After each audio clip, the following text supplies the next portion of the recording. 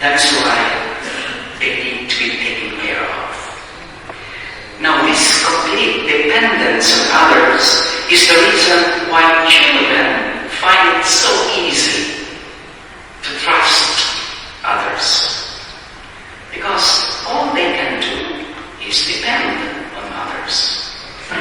On another occasion, Jesus tells us that unless we become little children, we cannot enter the kingdom of heaven.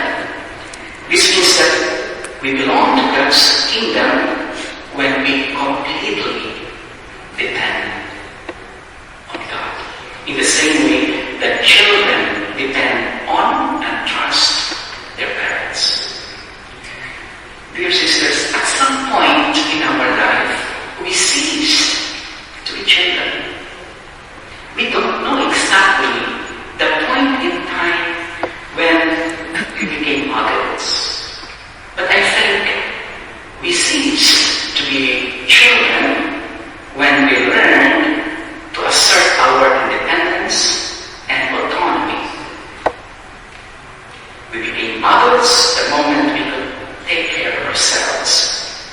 We didn't have to depend on people anymore as much as we did when we were children. And when a person becomes more secure of himself, when he feels secure of wealth, power, or success, he loses his sense of dependence on others. One becomes self-sufficient in such a way that one doesn't need others anymore. And so in this way, we unconsciously lost one characteristic of being a child. That is the sense of dependency on others. There is one person in all history who never outgrew his childlikeness and his sense of dependence on the other, and that is our Lord Jesus.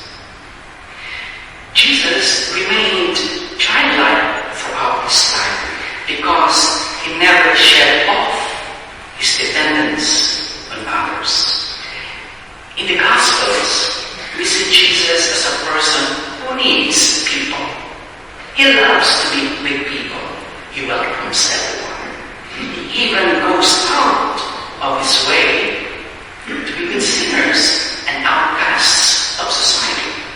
He loves to eat and drink with friends. He is not self-sufficient emotionally and spiritually.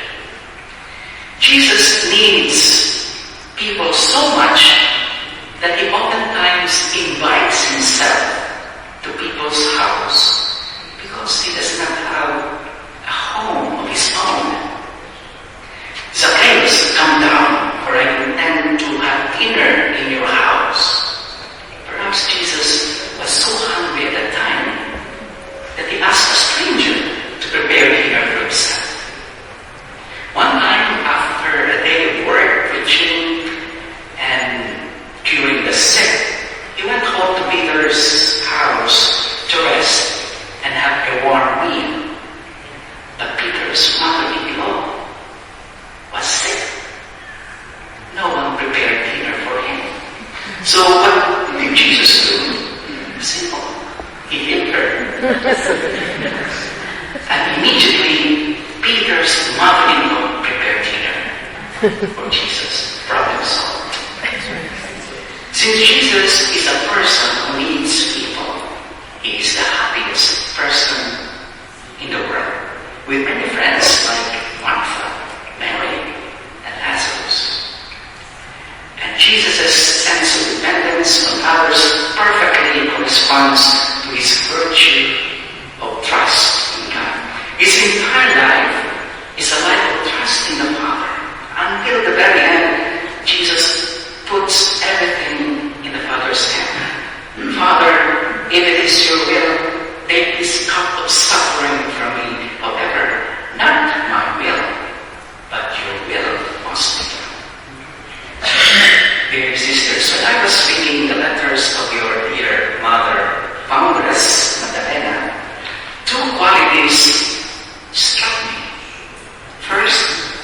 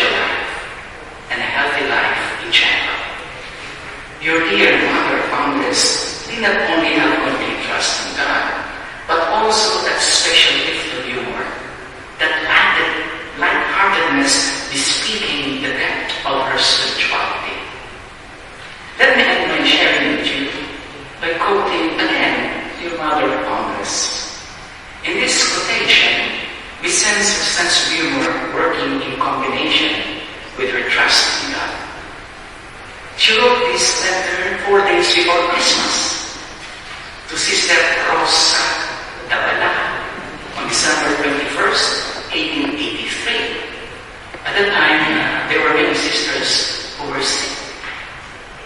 And Mother Magdalena wrote the following: I am sorry to know that some of our country girls are sick, and I am sorry not to be there to make them laugh. On the other hand, I have the chance to laugh even here, since I have 5 or 6 companions sick,